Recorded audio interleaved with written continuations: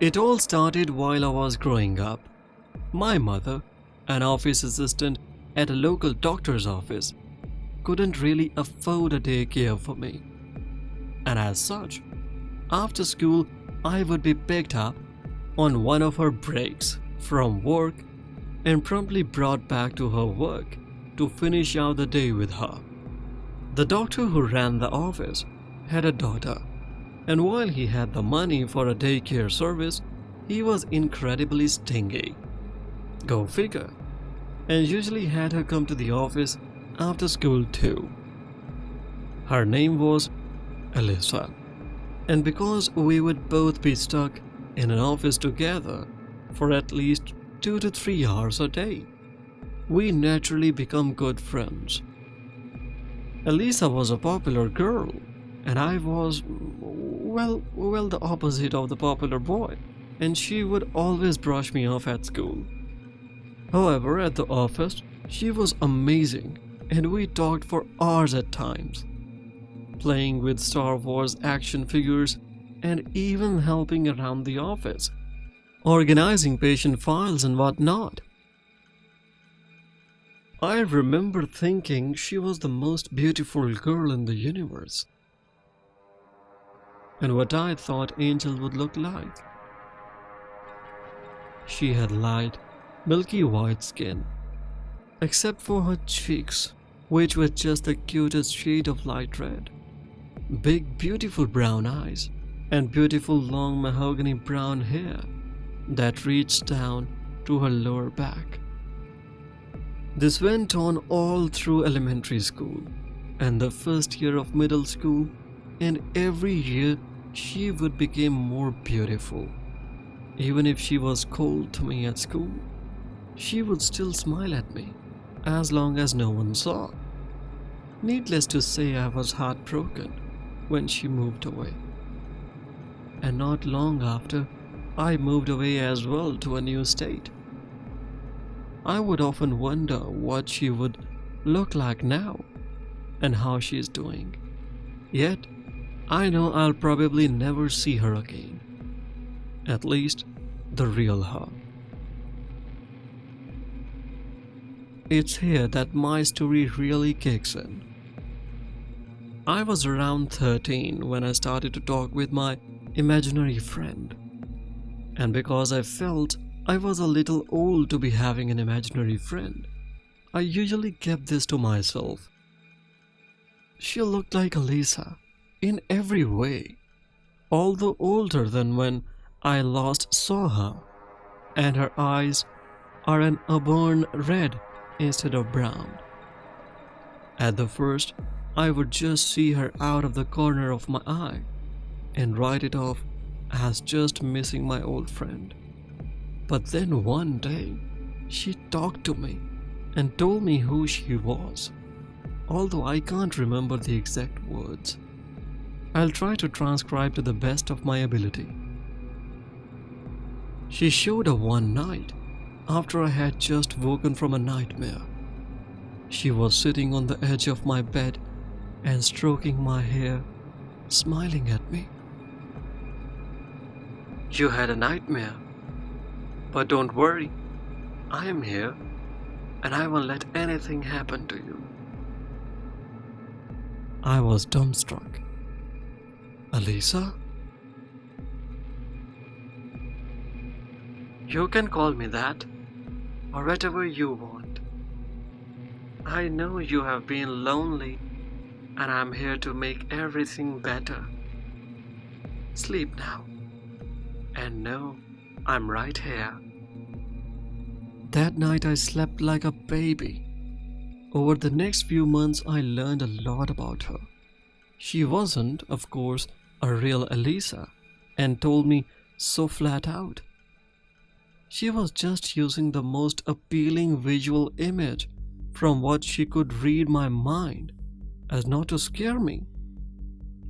She showed me that no one could see her but me, and she can talk and only I can hear. She would appear in my dreams and help me to realize lucid dreaming, nothing too crazy, just being able to manipulate my dreams to what I want. We would build civilizations in my dreams, travel space, rewatch movies together I had previously seen, but now staring us. And she would tell me things that scare me now as I look back on them. Although at the time I didn't really understand. But I'll get into that later. She was my best friend and I loved her. But one night that we shared, I will always remember. It's the night he showed me the black door. We were in a lucid dreaming state when she suddenly dropped all emotion from her face and looked at me almost with dead eyes. Jay, abbreviating my name for privacy. I want to show you something. But if I show you, you have to promise to do everything I tell you and not stray from it at all. Do you agree? Sure, but what is it? Nothing can hurt us. I'm dreaming. It's not real, right? This place can hurt you, Jay. But I feel like I need to show you. Are you still okay with it? I nodded and smiled. She had never intentionally hurt me, and I knew that. That's when I woke up in my room, or at least it looked like it. My door was replaced by a large wooden door, painted black, like the emptiness of a starless, moonless night, with cracks running along it, glowing in a red hue. Elisa looked at me and made her serious face, the one she would make when I absolutely needed to listen. These are the rules, Jay. Firstly, I open the door. You must not let go of my hand at all. You may see things or hear things that may make you want to let go, but don't, okay? I am protecting you, and as long as you are holding my hand, you'll be fine.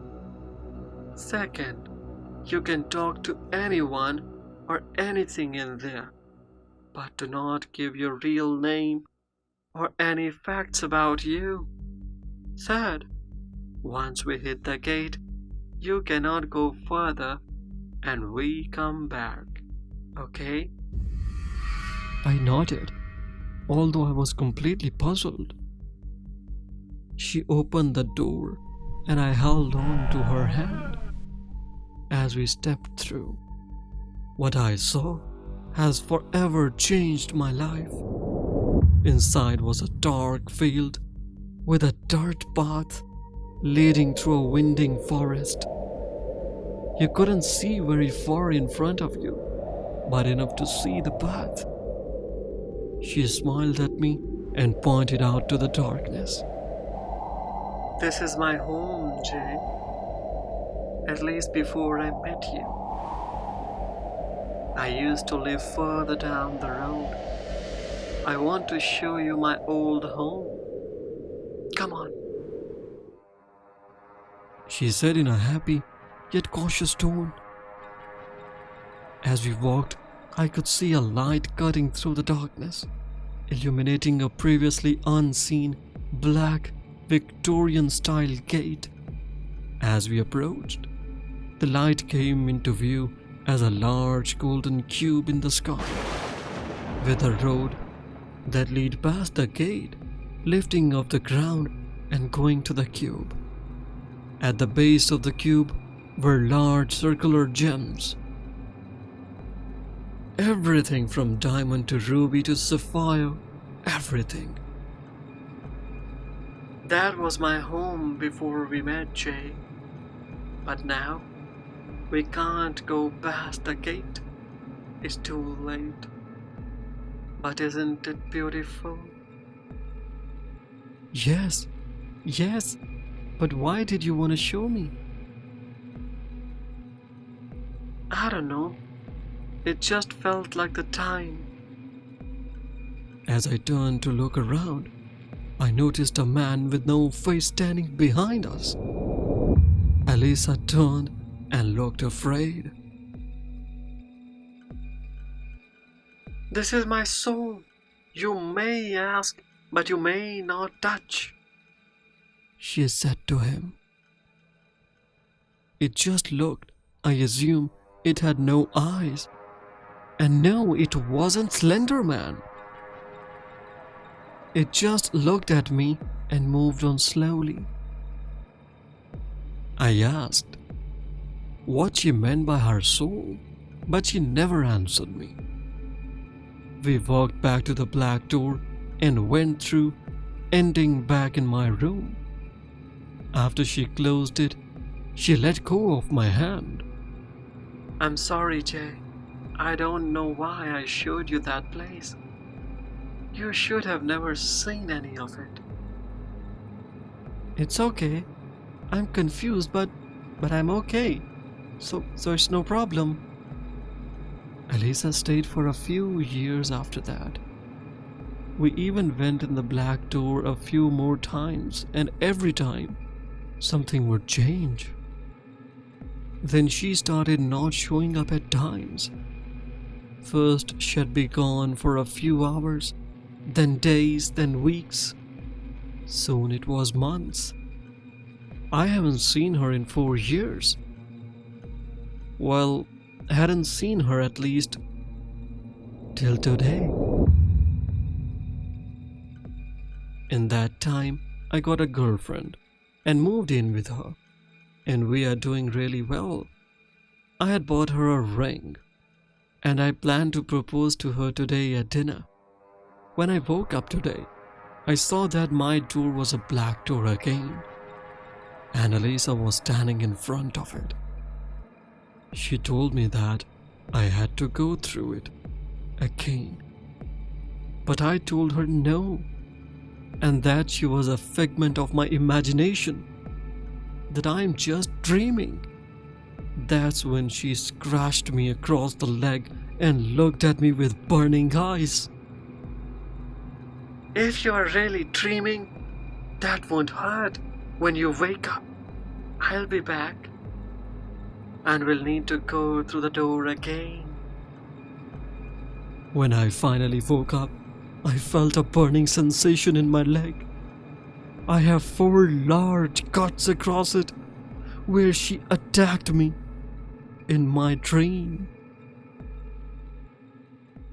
Although I likened it to the cat to my girlfriend, I'm starting to think my imaginary friend wasn't so imaginary.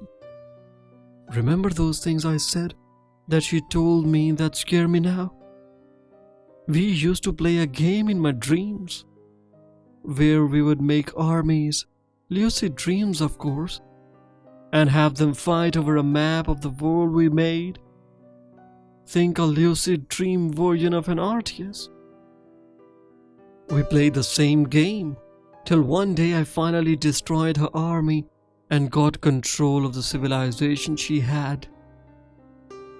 She told me after she hadn't seen such a decisive victory since Darius III's fall and the Battle of Gaugamela.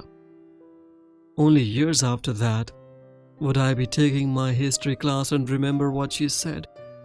And now I am scared of what I have stalking me at night, because imaginary friends don't have their own memories.